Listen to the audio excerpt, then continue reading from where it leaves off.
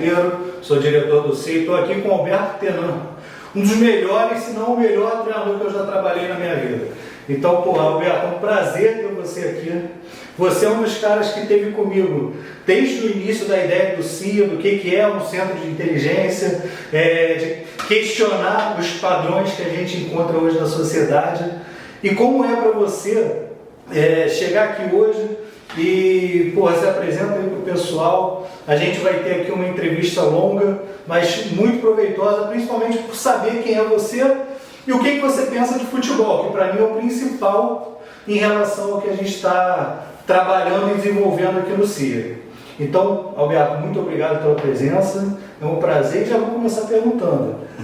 Quem é o Alberto Tenan? Então, primeiramente, obrigado aí pelas palavras e pela oportunidade de estar aqui falando um pouquinho aí sobre mim, sobre o trabalho desenvolvido, né, por mim, por nós, por todo mundo que fez parte aí dessa caminhada.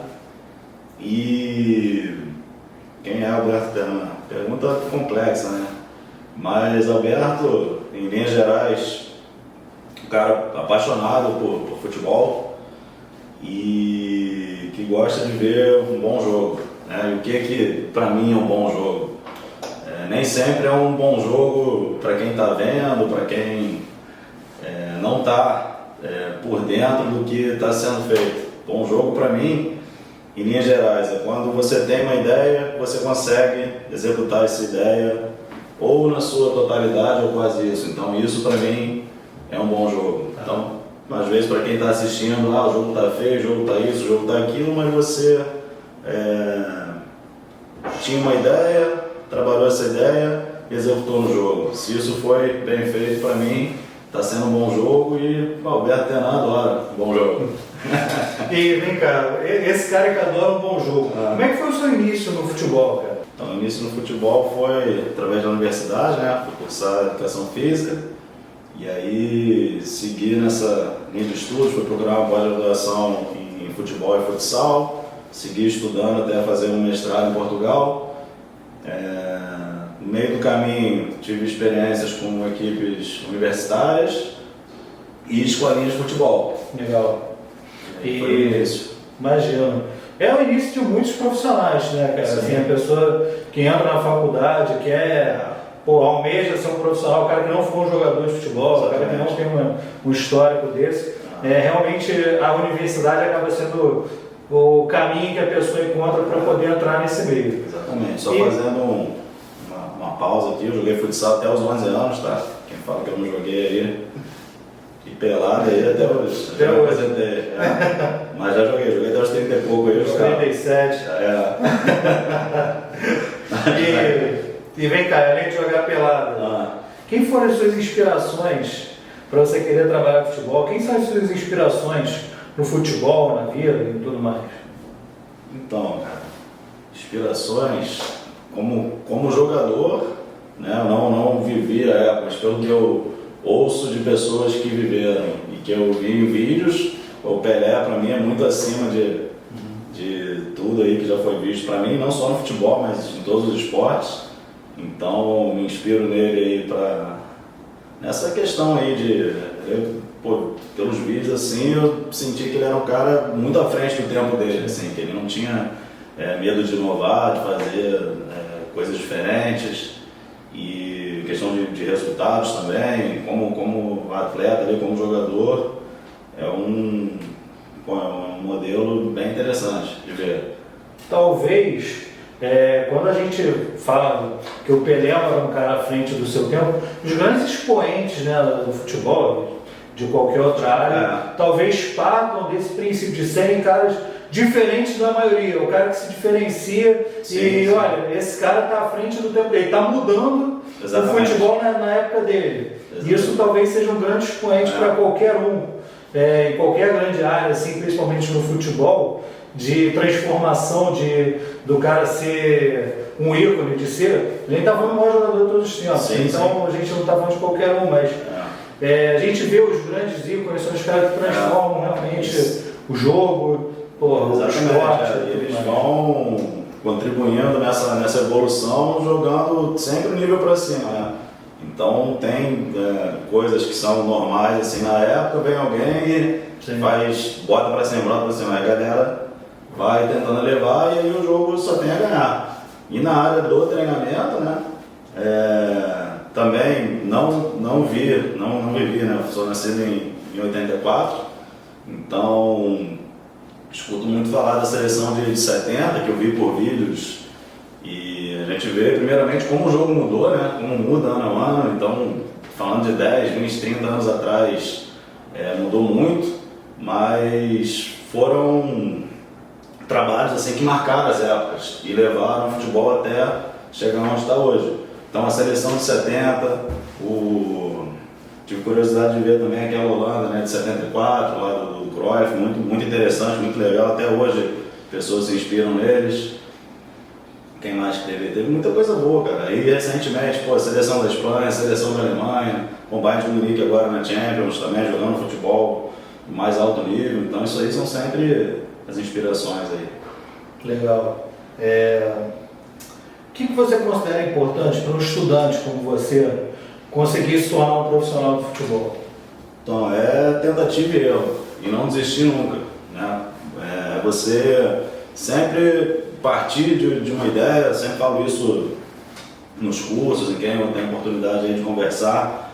É importante você ter ideias, você saber o que você acha ideal para cada momento do jogo, para cada situação, e você aplicar. Você só vai conseguir melhorar a sua ideia testando e vendo o que funciona e o que não funciona. Então funcionou, opa, isso aqui é bom, isso aqui não ficou legal. Aí você vai vendo, vai buscando ver o que as outras pessoas estão fazendo, vai assistir jogo, vai conversar com as pessoas e aí vai trazendo mais coisas para a sua ideia, vai testando, seja qual for a sua realidade é escolinha, é futebol universitário, enfim, vai aplicando a sua realidade, vai testando, vai vendo o que funcionou, o que não funcionou, e o mais importante é você ir formando a sua ideia, sempre trabalhando na sua ideia e sabendo como chegar nela, né? O que é chegar na ideia? Você botar na prática, para ali sair no campo, sair no jogo. Não é, o treino foi bonito, mas espera aí, o jogo, como é que foi? Então é você sair da ideia e levar para o jogo. Sim. Então trabalhar sempre nisso. Aí o caminho pode ser com cursos, observando jogos, fazendo estágio, conversando com as pessoas. Sempre aprendi muito conversando com as pessoas, então acho que é um caminho muito interessante. E é isso aí, trabalhar na ideia de vocês e botar na prática que vai sempre andando para frente. E hoje, Alberto, você tem, mais de 15 anos como profissional de futebol. E sim, quais foram as grandes dificuldades que você encontrou no mundo do futebol? Então, primeiramente, ingressar nele. Hoje está mais... Tem algumas áreas que estão possibilitando essa entrada no futebol. Então, na época que eu era estudante universitário, era muito difícil. Você não tinha acesso, você não conseguia entrar num clube, ver um treino, conversar com os profissionais. Então, hoje, até com as redes sociais e tudo mais, você manda uma mensagem direto para a pessoa, você consegue, às vezes, abrir portas que antigamente você não conseguia. Então, uma das maiores dificuldades na época que eu comecei foi realmente estar ingressando, né, estar tendo oportunidades. E depois é você não desistir, cara, porque você apanha muito, né? Você trabalha, não recebe, você gasta dinheiro, você tem que fazer curso, você vai se especializar e o retorno ou nunca vai vir ou demora a chegar, a gente não sabe. Mas a gente tem que acreditar no que a gente está fazendo, seguir firme, segue trabalhando. Você tem que ser apaixonado pelo que você faz, senão você não consegue sobreviver. Então, se está no futebol por outro motivo, o caminho é mais difícil ainda. Então, você sendo apaixonado pelo que você faz, naturalmente você vai estar fazendo melhor, você vai estar suportando as grandes dificuldades aí. E é tudo muito difícil, cara. A relação com pessoas é difícil, o acesso... Você se manter forte é muito difícil. Você conseguindo fazer isso e estar cercado de pessoas boas que o ajudem a fazer isso, eu acho que ajuda muito. É necessário, sozinho ninguém consegue chegar a lugar nenhum e, é bem difícil, cara. É difícil, mas a recompensa é legal lá na frente.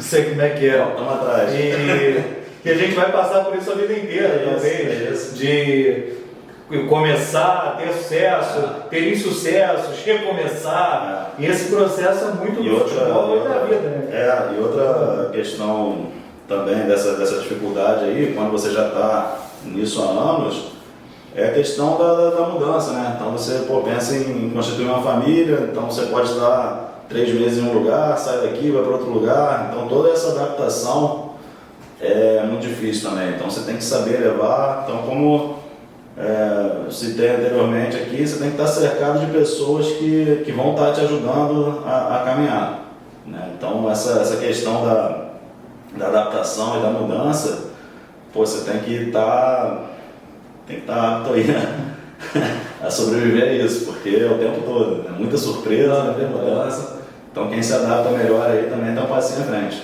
Sim. E, Alberto, você é um cara que já saiu da escolinha, que já trabalhou na escolinha, sim, que já trabalhou no futebol profissional. Você já viveu todo esse meio do caminho, em todas as instâncias, níveis e diferentes tipos de clubes, de instituições e tudo mais. Cara, quais são as semelhanças que você encontra entre elas e quais são as principais diferenças? Então, a semelhança é que todo mundo quer ganhar, né? E ninguém aceita menos que isso. Ou seja, tem a questão da escolinha, de formação e tudo mais, mas no final todo mundo quer ganhar na mesma, né? Lógico que você vai utilizar meios diferentes, né? Vai estar adaptando a sua realidade, mas são pessoas que querem treinar, melhorar e ter bons resultados. E aí vai variando o nível, né? A quantidade de treinos que você tem, a qualidade dos jogadores que você tem. E uma das habilidades do treinador de futebol, professor de futebol, é estar identificando o que você tem na mão e o que você pode fazer de acordo com a sua ideia. Legal. E você já foi aluno da FRJ. Qual a importância da universidade na sua carreira? Então, a universidade é onde você tem contato com tudo, né? Então, não só é um curso de educação física, né? Não é um curso específico de futebol, né? Tem até disciplinas que te direcionam ali para o futebol, mas você tem uma visão geral de tudo. Eu acho que contribui na formação, mas só você não vai sair da universidade, sou um treinador de futebol. Não, você está no primeiro passinho, você está tendo contato com tudo, você está tendo a oportunidade de estar exercitando. Então eu tive a oportunidade de trabalhar como treinador de futebol e futsal, então esse foi um dos passos mais importantes, né, da minha carreira, e foi onde eu comecei, uma das primeiras oportunidades que eu tive de executar. Então a gente tem muitas ideias, a gente vê muita coisa, a gente acredita em muita coisa, então ali eu tive uma das primeiras oportunidades de estar testando as minhas ideias e aplicando em um grupo de jogadores. Então, para mim foi muito importante, um passo muito importante. Você tomou uma decisão, depois de formado, já acho que pós-graduado, de fazer um mestrado lá em Portugal. Sim. E quando chega lá na universidade, na Lusófona, se não me engano, sim. Quando você chega lá, qual o impacto que você teve entre a realidade que você encontrou lá e aqui no Brasil? Então, primeiramente em termos de organização de ideias. Então eu, quando saí do Brasil, isso foi em 2008, eu tive a oportunidade de, na pós-graduação, né, porque eu estava cursando a pós-graduação, eu trabalhei em uma escola de futebol e ali eu tinha liberdade total, né, para trabalhar. A única coisa que os gestores queriam saber era quantos alunos eu tinha e se estavam me pagando em dia. Então, com isso funcionando, eu podia testar tudo que eu quisesse, para o meu desenvolvimento foi essencial. Então, ali 2008, 2009 foi quando, pelo menos para mim, eu comecei a ter um contato maior com a literatura portuguesa e essa organização de ideias deles, eu acho que é mais bem consolidada que a nossa. Então, eu tinha muitas ideias, mas peraí, como é que eu vou operacionalizar isso? Como é que eu vou transformar isso? Como é que eu vou treinar isso para jogar dessa maneira? Então, né, nesse aspecto, eu achei que contribuiu muito. Foi foi um passo legal também. De você ter muitas ideias boas, não significa que você vai conseguir organizar elas e botar na prática. Então, nessa parte de organizar as ideias, acho que estão bem à frente da gente aí, né, do processo em si. E vamos trabalhando. E como foi ainda jovem, ter estagiado lá no Benfica, trabalhado no Benfica, Então, como foi essa experiência? foi muito boa, justamente para ver essa questão que eu falei, de você ter as ideias, treinar e ver sair no jogo. Então, lá a gente tem as ideias muito bem consolidadas, né? A questão do modelo de jogo e tudo mais, lá em 2011, 2012, que foi a temporada que eu estive lá. Então você tinha toda essa progressão, né, dos conteúdos a serem trabalhados nas categorias. Então você olhava o exercício da outra categoria e você sabia que estava sendo trabalhado, vendo os conteúdos e tudo mais. Então eu acho que essa parte do processo, a sequência, eu acho que é muito importante, muito legal. Então conseguir ver um pouquinho disso, de você escolher um caminho. E aí às vezes ali no dia a dia, tu olha, pô, isso não vai funcionar, não tem como funcionar, não está funcionando, a gente tem essa vontade de, pô, deu errado aqui, você já quer mudar. Eu aprendi muito com eles a ser chato mesmo, cara. Você acreditar no negócio, vai andando, e no final das contas funcionava. Então essa foi uma lição muito importante para mim, né? Então muitas coisas eu uso, né, no meu dia a dia, faço igual, faço semelhante. E outras serviram para ver, não, isso aqui não acredito, para mim não funciona, mas essa questão de você acreditar no caminho e percorrer até o final é muito interessante, aprendi muito com eles aí, relacionado a isso. Não, muito legal. E como é que foi você sair da Europa, onde você estava vivendo, Sim. ir para a Coreia do Sul, uma aventura, trabalhar lá na Coreia do Sul? Como foi trabalhar na Coreia? Então, da adaptação, né? Então, que negócio, você estava aqui em Portugal, Lisboa, pum, vai para a Coreia.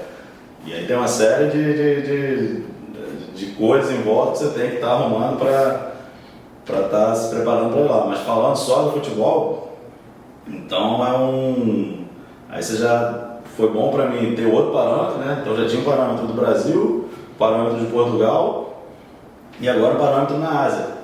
E o coreano, ele é muito trabalhador. Então a Coreia tem aquela cultura do respeito ao professor, ao mestre. Então mesmo sem falar o idioma, mas falava inglês, pô, eles não falavam inglês, cara.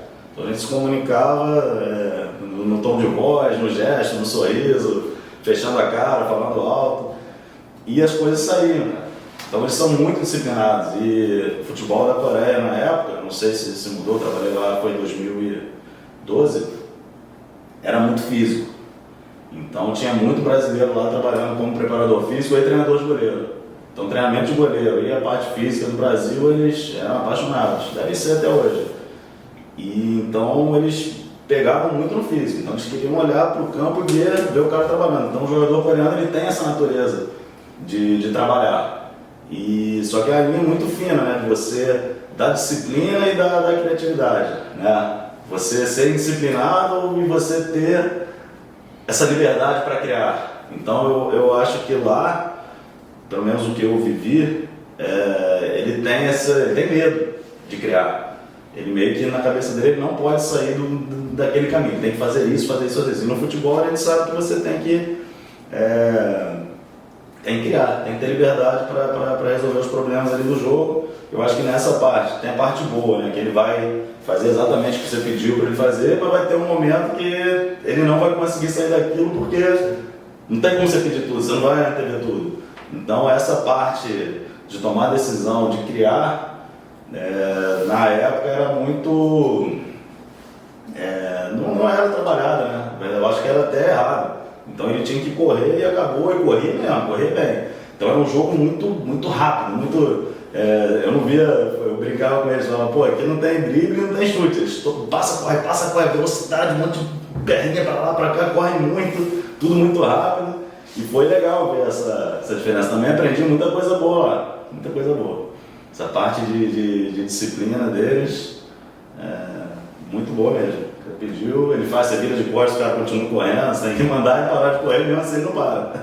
Então, é legal, essa parte é boa.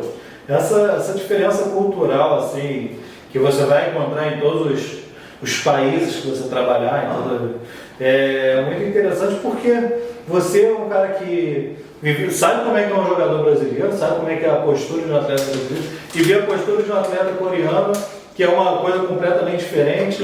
E aí esse aqui tem prós e contras de, beleza, ele pode não ter a mesma dedicação, a mesma disciplina que os caras têm, mas ele tem ao mesmo tempo uma criatividade maior, uma tomada, as pessoas falam muito, tomada de decisão, mas ele tem porque ele está acostumado a fazer o que ele quer, entendeu? Isso facilita muito. Ele foi exposto a um meio que ele tinha que fazer isso, né? Lá eu acho que é um pouco mais difícil. E é desde a sua sociedade, né? Desde que nasce, né? Desde que o bebê nasce até crescer, ele está exposto a esse tipo de estímulos. É isso aí.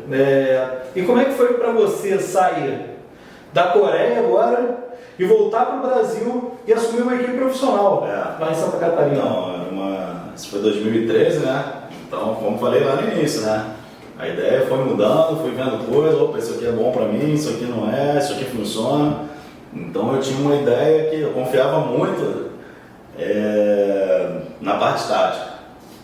Achava que, com essa tática aqui eu ganho de quem for, não interessa o nível dos jogadores, eu vou ganhar a tática. E não é assim. Aprendi na prática que não é assim. Então lá em 2013, no Barra, né, Futebol Clube, lá de Santa Catarina, foi o ano de fundação deles, foi o primeiro treinador profissional deles.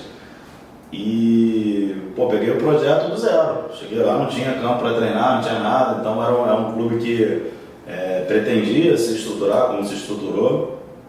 Então, ele queria dar condições, só que ele ainda não estava pronto para dar condições, e eu aceitei o desafio. Eu sabia da minha realidade, então eu fui disputar um campeonato profissional. Eu não tinha treinador de goleiro, não tinha preparador físico, era eu e o fisioterapeuta. É um grupo ali de 30, 40 jogadores. E aí você vai se desdobrar, vai tentar fazer. Então a questão do nível técnico pesa muito. Então eu achava, se a gente fizer isso, fechar esse espaço, e aí que você vê que um jogador com nível técnico muito acima do que você tem, faz a diferença que nenhuma tática consegue segurar. Então, tinha essa limitação que eu na prática não conhecia. Então eu comparava as ideias vendo nível técnico semelhante. Então, um time grande, fez isso aqui, funcionou, opa, isso é bom. Só que quando você tem a diferença muito grande técnica, essa parte tática ela meio que some. Então você consegue minimizar muita coisa, mas não vai resolver. Então essa foi a lição que eu aprendi em 2013. Então você tem, além de saber as limitações técnicas do seu time, você tem que ter pelo menos um nível parecido. Se você tiver um nível muito inferior, cara, você já está entrando com a corda no pescoço, não tem como. Né? E normalmente a pessoa que está à frente do projeto, ela não sabe disso. Na verdade, ninguém quer saber. Porque as pessoas vão olhar quantos jogos você jogou, quantos você venceu. Então eles não querem saber, mas ele não tinha preparador físico, não tinha treinador de jogo. Ninguém sabe, ninguém quer saber. Então é importante para a gente saber, quando a gente aceita um trabalho, isso vai ser avaliado pelo resultado, ninguém quer saber de mais. Tem que chegar, tem que fazer. E o principal para mim, o que vale para mim é aprender a lição. Então, foi lá, acertou, errou, aprendizado é esse. O meu maior aprendizado nessa época foi esse. Eu achava que com determinada tática, estratégia, enfim, o nome que vocês acharem melhor, daria para ganhar de qualquer time. E não dá. Como é que foi a sua rotina de treinamento na equipe profissional do Barra? Então, a rotina tem a parte boa e a parte ruim. A parte boa é que eu tinha... foi a primeira vez na vida que eu tive 5, 6 dias para treinar.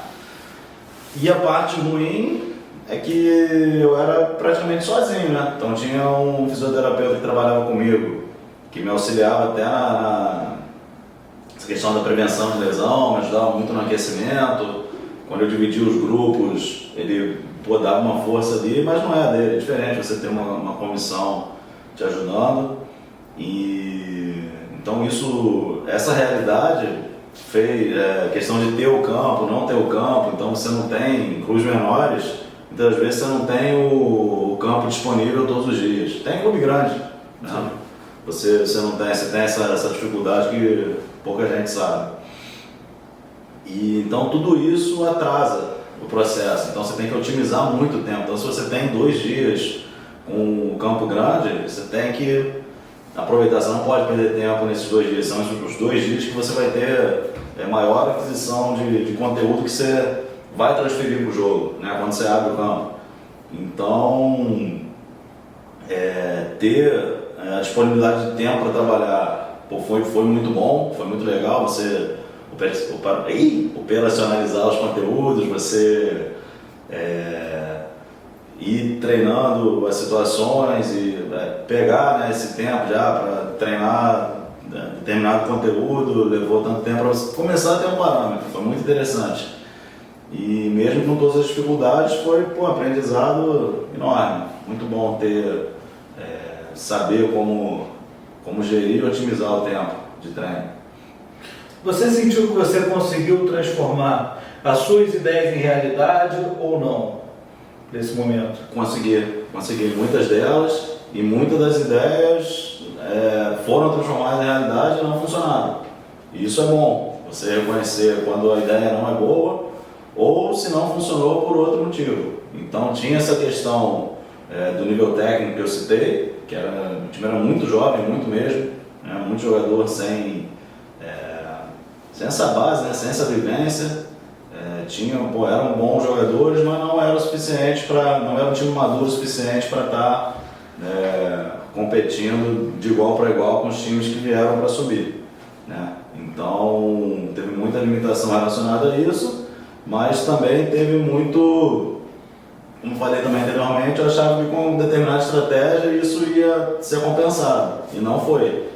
Então foi um aprendizado bem legal, mas muita coisa eu consegui executar, funcionou e eu uso até hoje. Outras não quero mais saber.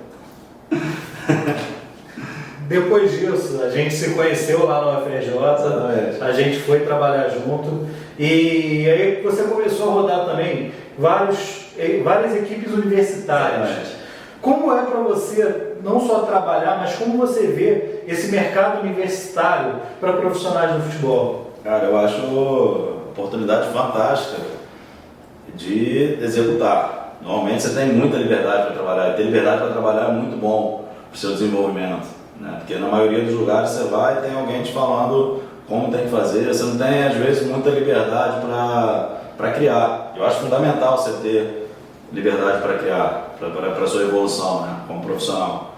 Então, a gente falou aí dessas experiências que eu tive antes, então depois disso tudo eu voltei para ser auxiliar de uma equipe universitária. Então muitas das pessoas que convivem comigo falam, pô, você tá maluco, por que você está fazendo isso?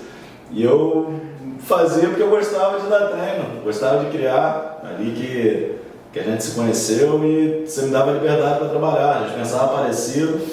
E aquela questão do dinheiro que eu falei, a gente não ganhava nada, muito pelo contrário, né? Perdia muito. Então um pouquinho do dinheiro que eu tinha eu gastava para ir dar o treino lá com vocês e valia a pena, né? Era muito bom nessa parte de você criar. Então a gente tinha um campo, tinha poucas bolas, às vezes tinha poucos jogadores e a gente criava. Então isso vai te deixar mais preparado para trabalhar. Então quando você pega um contexto com materiais melhores, com jogadores melhores, com tudo melhor, eu acho que você vai estar mais preparado para otimizar o tempo. Então nessa questão de liberdade para trabalhar e exercitar, é excelente. E evoluiu muito, né? Isso a gente está falando de 2014, né? Sim. Então de lá para cá, hoje está bem mais profissional. Tanto que antes eram os jogadores que se reuniam, faziam uma vaquinha e te pagavam. Hoje já tem as atléticas, né, que arrecadam o dinheiro lá e te pagam. É um negócio quase que profissional, assim. Os treinadores são demitidos, então tá muito, muito legal. E você encontra colegas aí que trabalham, que jogam contra você nos clubes, que já trabalharam com você nos clubes, então tá um nível bem alto. Como falei lá no início, todo mundo quer ganhar. O cara universitário ele quer do bom e do melhor, e algumas das vezes pagam até bem, que conseguem estar atraindo profissionais que trabalham em clubes e conseguiam aí o tempo para estar fazendo esse trabalho. Mas eu sempre gostei de estar perto deles para essa questão da liberdade. Então no clube às vezes você quer fazer você quer fazer uma modificação tática, mas você tem que dar voltas, você tem que provar que essa aqui não funcionou e botar um jogador, você tem que dar uma volta muito grande às vezes para você querer tentar algo novo. E no contexto universitário já não é assim. No universitário você tira, você bota, você faz, você mexe, então é muito importante nessa questão aí, de você ter ideias e executar. Então recomendo aí todo mundo que tiver a oportunidade, mãos à obra. Vambora. Depois disso você foi trabalhar no Grêmio Novo Horizontino, Exatamente. Lá no futebol paulista. Como é que foi trabalhar no futebol paulista? O que você identificou de diferente? O que você considera importante na sua passagem ali pelo Grêmio Novo Horizontino? Então, a primeira vez que eu trabalhava em São Paulo, né? Primeira e única, né? Então, até então única. E assim, é o melhor futebol do Brasil para mim. Eu já tinha essa ideia depois que eu vi, trabalhei no Sub-17 lá, e o nível dos jogos, dos jogadores, questão de estrutura, dos campos, eu achei bem acima dos contextos que eu já tinha vivido no Brasil anteriormente. E aí tudo tende a ser melhor. Você tem melhor estrutura, você tem jogadores bons. E no Grêmio Novo Horizontino foi um lugar onde você não tinha tanto recurso, mas eles te ofereciam, devem oferecer até hoje, se não oferecem mais, mas você tinha condições para trabalhar. Então você tinha o suficiente para trabalhar, você tinha um grupo bom de jogadores, você tinha um campo legal, tinha alimentação, questão do alojamento, de tudo. Então na base ali foi bem legal para desenvolver o trabalho e conhecer essa, para mim, nova realidade, né? Aí você conhece novos profissionais, novos jogadores, sempre importante você estar entrando em contato com novas realidades e se adaptando, né? Então a adaptação foi mais leve do que na Coreia, mas foi uma etapa também bem legal, desenvolvimento aí. Em 2015, eu tinha uma aventura louca, que é a criação do CIA Vasco lá no Vasco da Gama. Sim. E, cara, como é que foi para você todo esse trabalho que a gente realizou ali na análise? Como é que foi para você entrar no mercado da análise, Sim. que não é o mercado que você trabalhava anteriormente? E como foi essa experiência, cara? Como foi aquilo ali para você? Então, é o que eu falo também, sempre que eu tenho oportunidade. A questão eu questiono muito hoje a formação do analista. Então sempre que a gente está num curso, que a gente encontra com algum analista que está iniciando, eles querem o software que usa, o curso que faz. E eu acho que a formação do analista tem que ser idêntica do treinador. Você tem que saber tudo de treino, tudo de jogo. Você tem que ter a sua ideia. Então todo esse processo que eu falei aqui, de você ter a sua ideia e formar, vai te ajudar a analisar o jogo. Óbvio que você tem que ter um conhecimento maior de tecnologia, você tem que saber mexer no programa de edição, enfim, quanto mais habilidade você tiver de futebol e de tecnologia, você conseguindo conciliar isso é o caminho perfeito. E no Vasco, isso a gente está falando de 2015, né? 2015, a gente não tinha ao certo, a gente não sabia o que o analista fazia segunda, terça, quarta, quinta. A gente foi adaptando o nosso trabalho, desenvolvendo a nossa rotina de acordo com as necessidades. Então, conforme a gente ia ficando lá, tem que fazer isso, tem que fazer aquilo. A gente foi unindo tudo, foi bem ali, a gente precisa de um estagiário para fazer isso, precisa de um profissional para isso. Então foi muito motivante estar fazendo parte disso e ver também ideias, a gente quer fazer isso, mas na prática não dá para fazer, precisa de mais gente, não, isso aqui a gente não vai fazer, caramba, faltou fazer isso. Então, o desenvolvimento da ideia e a oportunidade de estar aplicando na prática, também na análise, foi excelente, fundamental. Então a gente acabou desenvolvendo muitas coisas boas e hoje, baseado nessa experiência que a gente teve, hoje eu já tenho novas ideias. Então, misturando aqui o que Eu já me pergunto, pô, que dados que eu não coleto que podem estar ajudando no jogo aqui? Pô, se eu cruzar isso aqui com isso aqui, será que vai me ajudar? Então você tendo uma base para estar fazendo essa comparação do o que a prática precisa, o que eu posso pegar para ajudar isso aqui. Então eu tendo essa vivência como treinador e como analista, eu consigo otimizar isso em tempo recorde hoje, né? Porque eu vivi os dois, eu sei como é que faz para você extrair o dado e sei no que esse dado pode me ajudar com a minha visão de jogo, né? Então é muito importante isso na análise, você está levando informação para o jogo, você tem que sempre estar chegando no jogo, né, de alguma forma. Então você não pode perder tempo, que nem questão do treinamento, você não tem tempo a perder, você tem que fazer atividades, exercícios que vão te fazer jogar melhor, né? Esse calendário maluco aí, 2 jogos por semana e tudo mais, você não pode perder tempo, você não pode se dar o luxo de perder um dia de treinamento, às vezes você nem tem um dia, né? Você vai jogar, recuperar, então todo o tempo que você tiver tem que ser bem aproveitado. E com relação à análise é isso também, você ajudar os outros a aproveitar o tempo. Então você não pode chegar com um monte de dados e toma aqui, tantos passos, tantos chutes, não vou para quê? Que é isso aí? Então você chegar com essa... Então muito disso era o que a gente contestava e o que a gente procurava fazer na prática. A gente pegava vamos fazer um protocolo que vai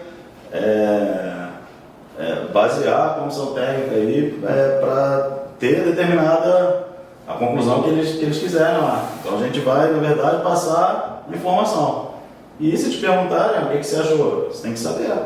Você tem que ver o jogo, a gente está vendo, pô, isso aqui eu faria diferente, isso aqui eu faria da mesma maneira, pô, isso aqui não está funcionando. Então você tendo o conhecimento de futebol e tendo conhecimento técnico para estar coletando os dados, você consegue aí estar passando a informação e estar meio que justificando ela. Isso aqui não funcionou, aí você pode usar um número, pode usar um lance, pode usar uma foto. Então aí que entra a habilidade do analista de estar levando essa informação da forma mais objetiva possível. Então, quanto menos tempo você usar para passar uma informação boa, melhor profissional você está sendo. E você teve contato lá com a análise tanto do profissional quanto da base. Sim. Qual a diferença que você enxerga na rotina de trabalho e principalmente no que necessita ser analisado? Tem diferença entre uma e outra ou não? Então, basicamente, em questão de jogo, hoje, a partir do sub-17 para cima, o jogo taticamente já é muito parecido, né? Então aí tem a questão física, que pesa muito, nível técnico e tudo mais, mas sub-17 para cima ali você já consegue fazer uma análise assim, taticamente igual, você consegue usar o mesmo protocolo tranquilamente. E questão da rotina, do profissional é muito mais pesada, né? Cada vez mais no profissional você tem que estar presente ali, vendo tudo, você tem que ter, hoje nos clubes grandes você não encontra mais um analista, você tem uma equipe que faz análise, então a demanda é muito grande, né? Tanto da comissão quanto da direção, então chega demanda de tudo que é canto, e o departamento tem que dar conta e dar conta bem. Você tem que atender todo mundo e tem que atender bem, o pessoal tem que ficar satisfeito com o que você está executando ali. Então a questão da base, isso é mais tranquilo, até o número de jogos, a rotina da base é mais leve. Está cada vez ficando mais pesada e está cada vez mais ficando parecido com o profissional. Então você pega hoje o departamento de análise do sub-20, também dificilmente você vai ter nos maiores clubes um profissional responsável. Você já tem mais de você já tem estagiários, então você já tem todo o suporte para estar atendendo a todas as demandas. Então, quanto mais o futebol de base vai se espelhando no profissional, vai tendo um calendário parecido, as rotinas parecidas, o número de treinos parecidos, mais o departamento de análise também está caminhando para se adaptar, para estar atendendo melhor essas demandas aí. E ainda no Vasco, você teve a oportunidade de voltar a atuar como treinador na equipe do Descobridores. Na verdade. Como foi essa experiência do Descobridores para você? Então, foi uma das melhores experiências, né, que eu poderia ter. Porque no Vasco, a gente tinha eu tive acesso pela primeira vez a jogadores de um nível maior, né, um nível técnico maior. Então, ter esse contato com esses jogadores foi muito importante, né? E aí a gente já botou em prática que a gente fazia, uma das funções que a gente tinha enquanto departamento de análise era estar captando novos reforços. Então a gente teve a oportunidade de estar fazendo a captação e tentando desenvolver esses talentos baseados no que a gente sabia, que a gente já tinha o conhecimento da equipe do Vasco, das virtudes e dos pontos fracos, e a gente usou todo esse conhecimento para desenvolver uma ferramenta de captação por mais objetiva possível. Eu acho que a gente teve muito sucesso ali e, obviamente, mais uma vez, eu tive a oportunidade de estar executando, né, as ideias, e isso é muito importante. Então, sempre que a gente puder criar, testar, avaliar e botar na prática, isso aí é muito, muito importante para o desenvolvimento. Então, foi uma etapa muito legal, né? 2017 aí a gente conseguiu fazer um ótimo trabalho, e aí hoje eu já tenho um caminhozinho ali, alguns passos de uma captação, o que precisa, o que funciona, o que não funciona. Antes eu não tinha tanta ideia, tinha ideia da teoria, né? Você vê ali, esse jogador aqui serve, não serve, mas como desenvolver esse jogador? Quanto tempo você precisa, né, para desenvolver um jogador? Então, muitas dessas questões eu já consegui ter. Hoje eu já tenho uma base de dados disso aí. Então, isso aí para minha formação contribuiu muito. Foi uma etapa bem legal aí. Ainda no final da sua passagem no Vasco, que são alguns anos. 5 anos. Então, na parte final você terminou como auxiliar técnico do Sub-17 e também foi treinador da equipe Sub-16. 2 anos aí. Como foi isso daí? Então, foi em 2018, né? Quando teve a troca da gestão, eu acabei indo para o campo de novo. Sempre tive nessa, como falei, uma coisa complementa a outra. Então chegou um momento que na análise os processos já estavam bem estabelecidos e aí é o momento que eu começo a ficar incomodado. Porque eu gosto de testar as coisas, eu gosto de ver e testar. Então naquele momento ali, as ideias já estavam bem consolidadas, a gente já tinha estagiários e profissionais capazes de fazer todo o processo rodar, e a gente ficava mais que fiscalizando. Então isso, para mim, no momento, falei, pô, beleza, fiquei muito feliz com o resultado, com os protocolos, com o processo, com as rotinas bem definidas, isso tudo construído, pô, foi uma experiência ótima. Mas a oportunidade de estar retornando aí aos gramados foi excelente, né? Porque a gente vê muita coisa e aí chega naquele ponto, você está com ideias. Quando você tem ideias, se você não botar em prática, são só ideias, né? Você tem que ver, você tem que saber o que funciona e o que não funciona. Então ali eu tive mais uma oportunidade. E primeiro, um nível técnico muito acima do que de todos que eu já havia trabalhado. Então, no Sub-17, Vasco da Gama, tem jogadores que hoje estão na equipe profissional. Então, isso é muito legal. Você fala, pô, esse menino aqui trabalhou comigo. Cara, moleque de 16, 17 anos, você já via, né, o potencial, você consegue ver hoje o que virou e o que vai virar ainda, né? Então, parte desse caminho você fez parte.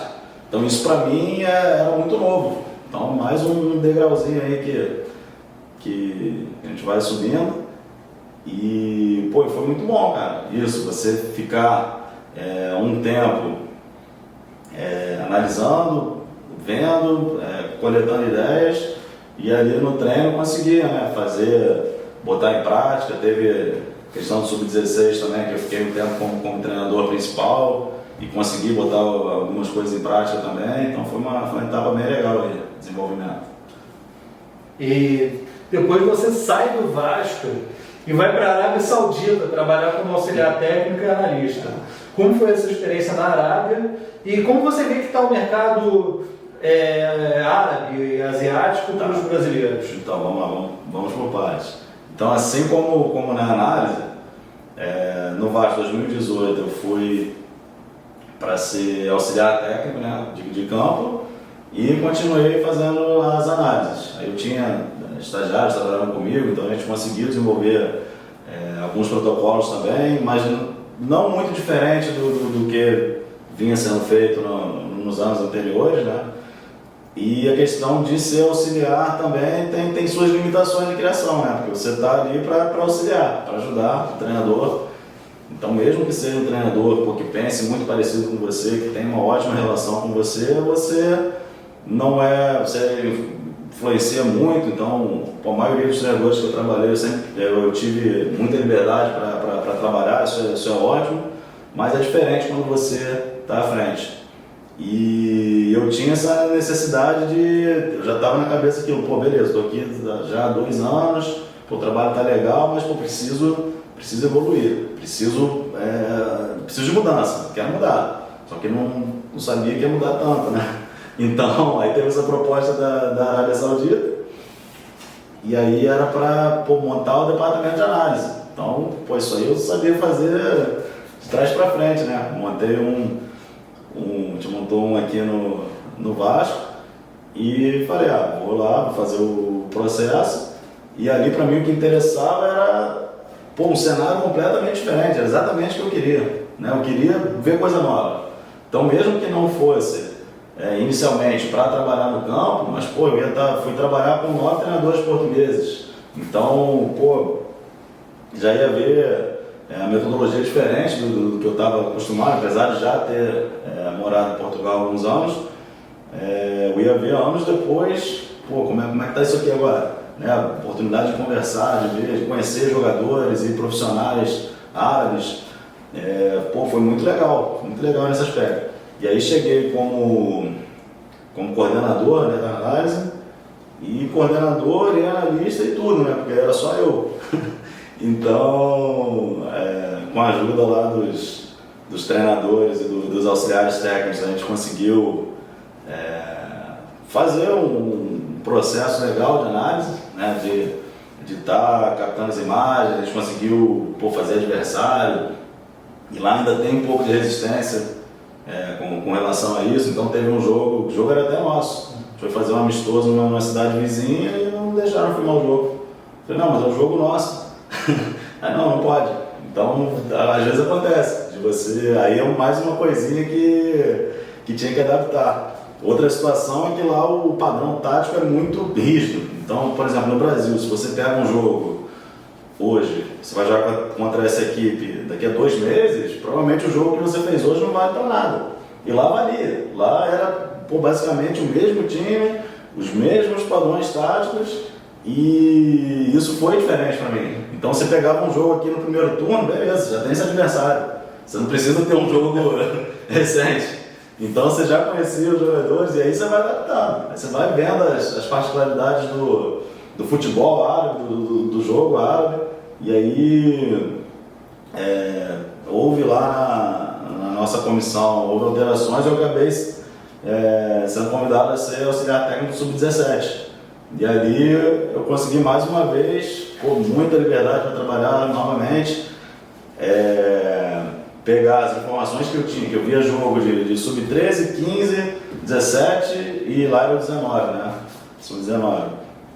Então, e tinha um padrão, né? Tinha a particularidade do jogador árabe, um pouquinho de como ele pensava, do que ele fazia bem, do que ele não fazia bem, do que as equipes faziam.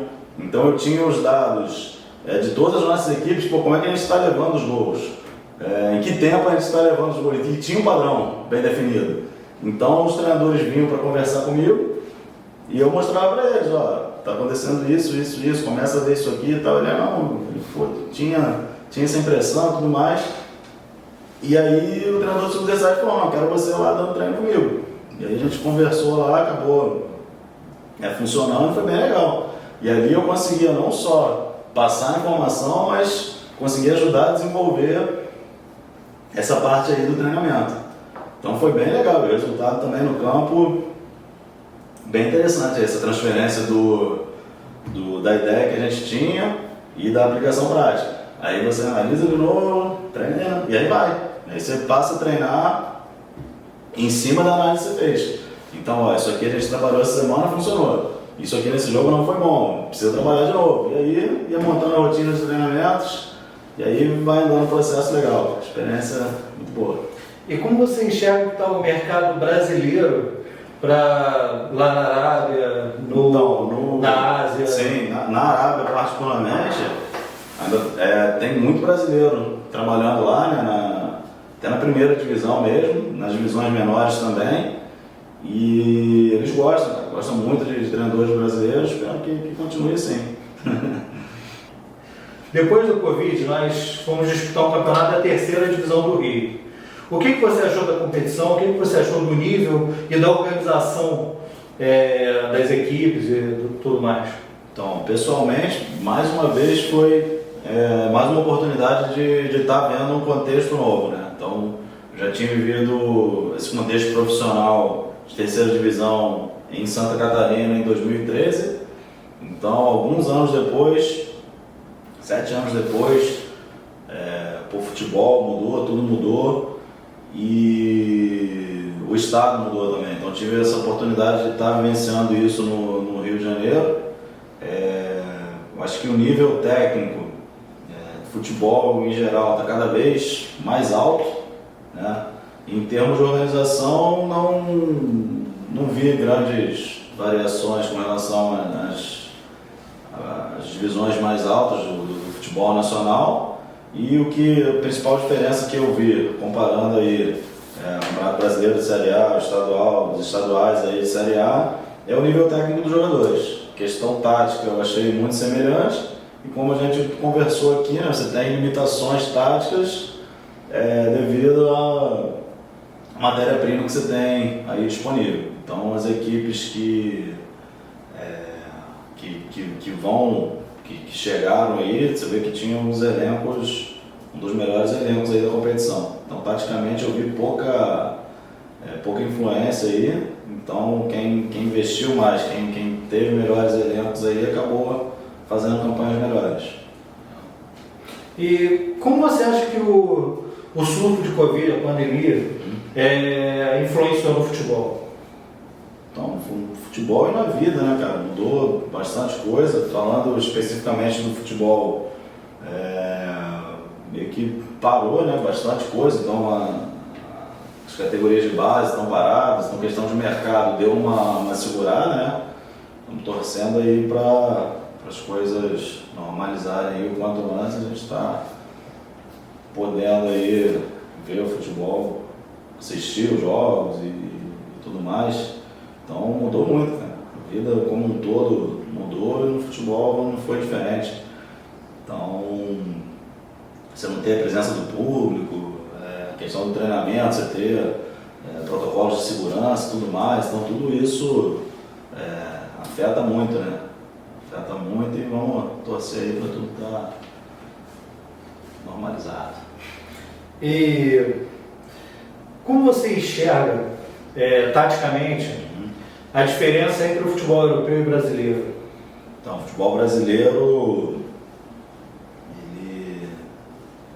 há alguns anos, ele já vem tendo esse debate, né?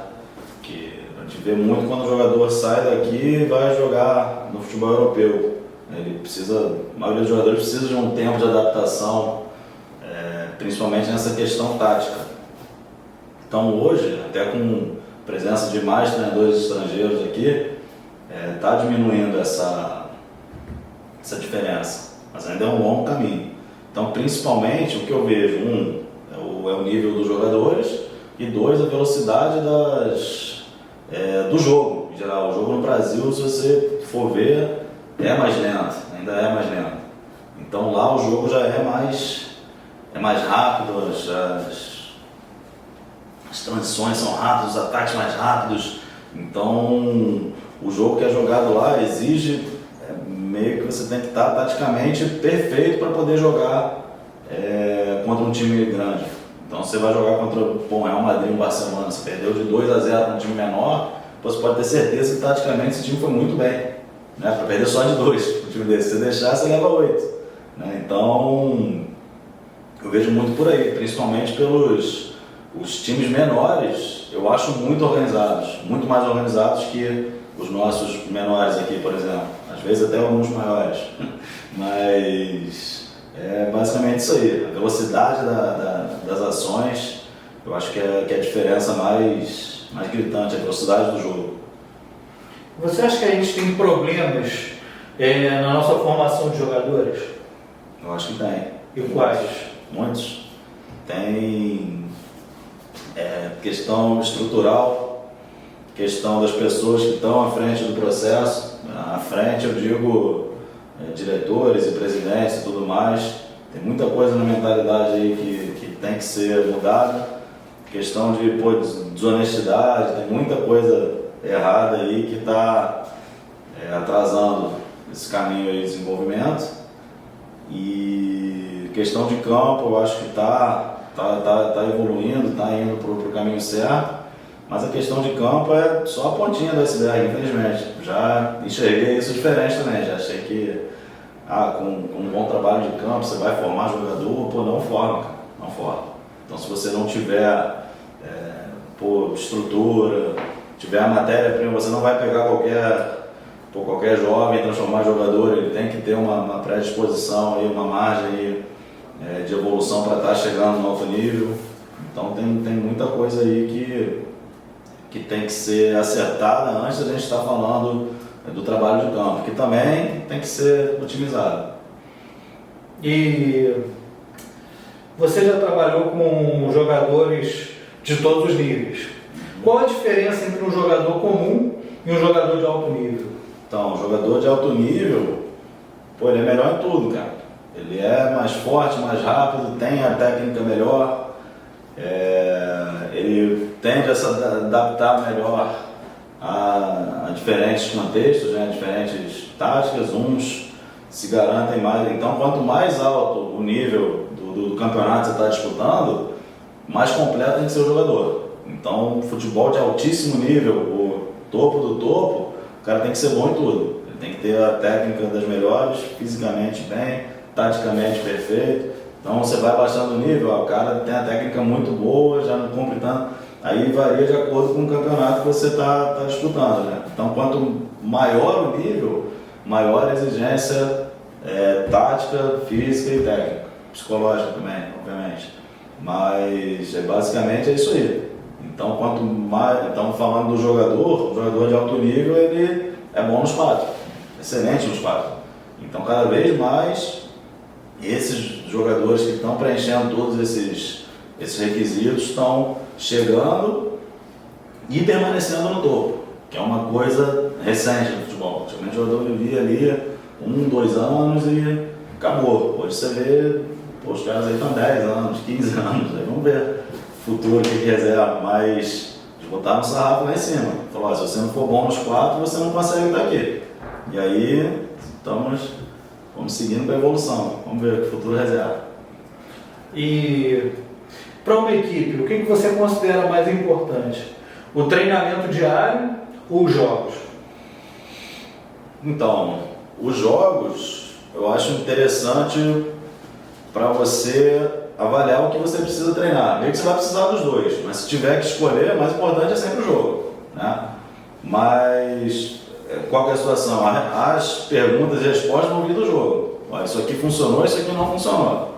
Eu não acho que você vai ter essas respostas. O treino foi muito bom. Você não tem garantia nenhuma que um bom treino vai se transformar num bom jogo, por vários motivos. Então, eu acho que nessa questão de você avaliar no jogo, né, e o que aconteceu no jogo é o que vai fazer,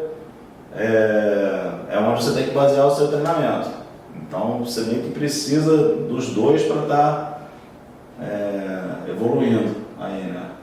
Então, de olho no jogo. Tá. E você acredita na periodização tática?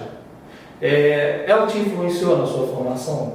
Então, fui ter, como eu te falei, em 2007, 2008, começaram a vir, a gente começou a ter mais acesso, né, à literatura portuguesa.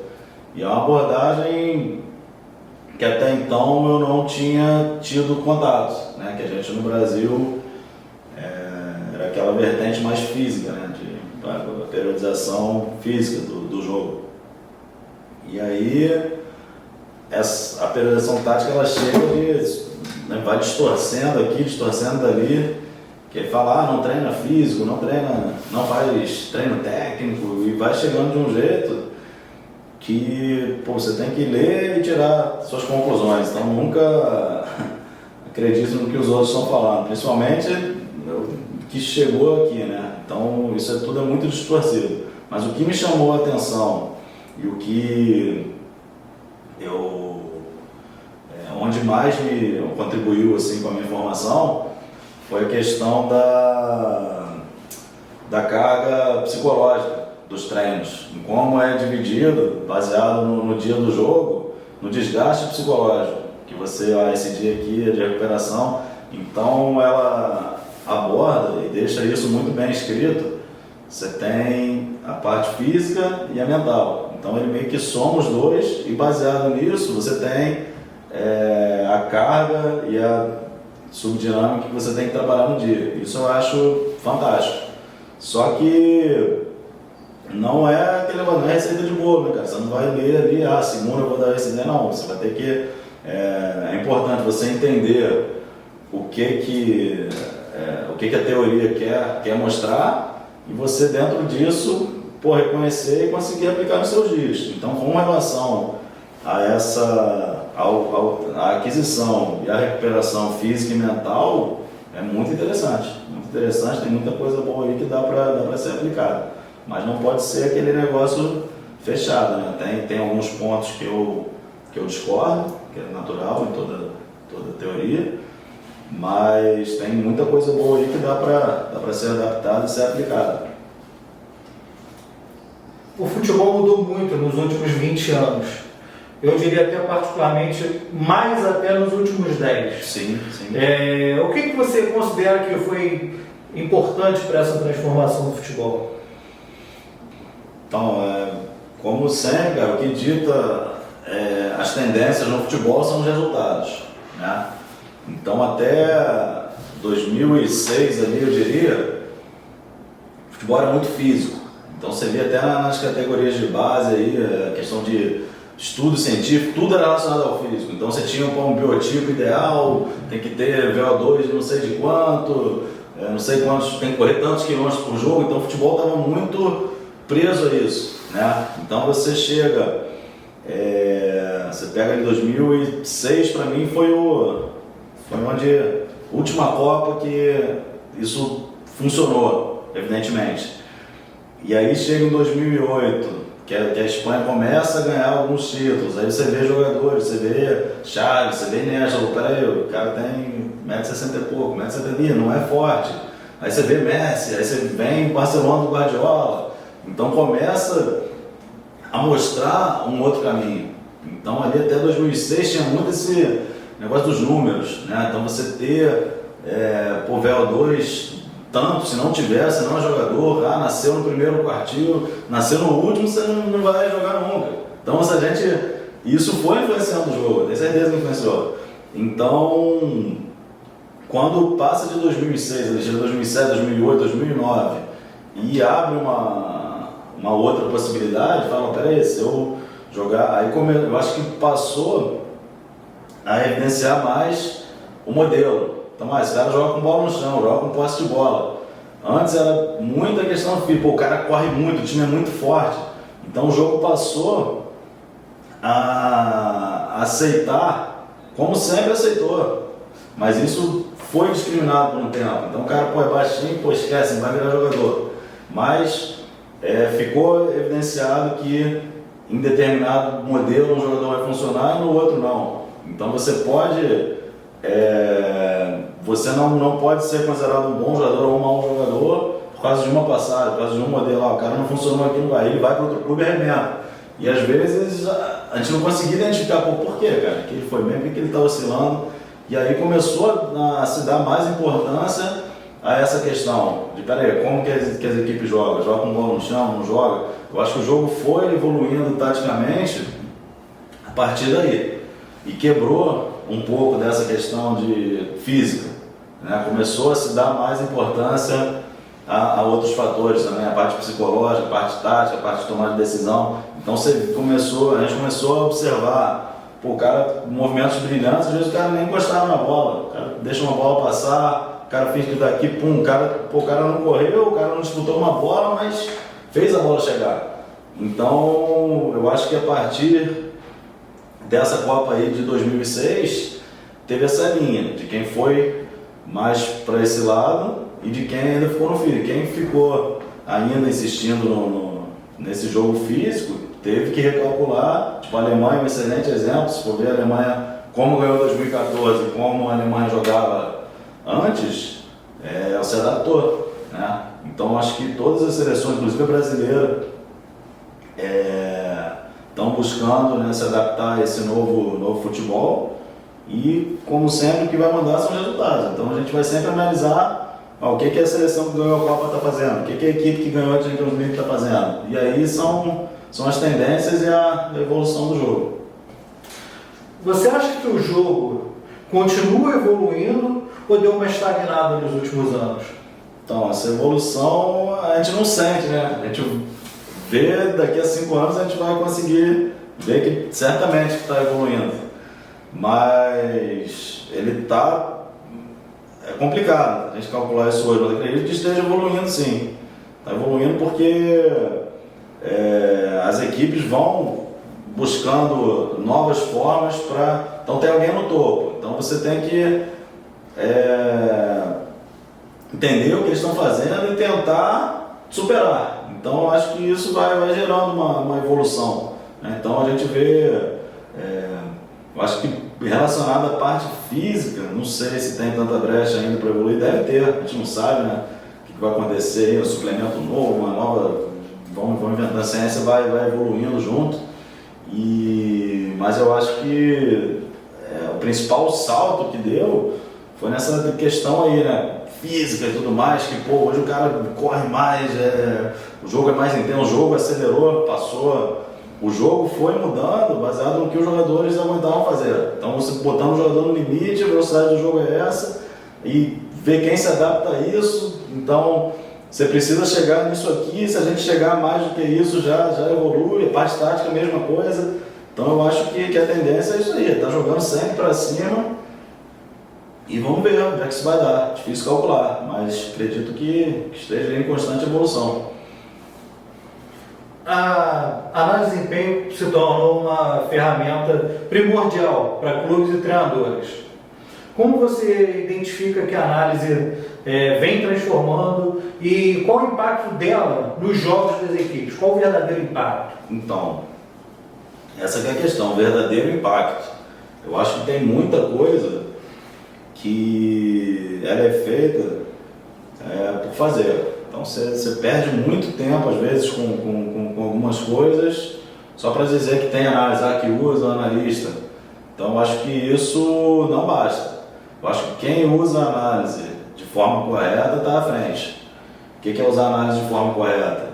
É você pegar dados que vão ajudar a corrigir problemas, vão ajudar a ganhar o jogo. Se você consegue fazer isso, você consegue avaliar um jogo, analisar com dados, ou com imagens, ou com fotos, enfim. Se você consegue entender que ali houve um problema, ou houve uma coisa boa que você vai futuramente utilizar de novo e vai te trazer resultado, você está à frente.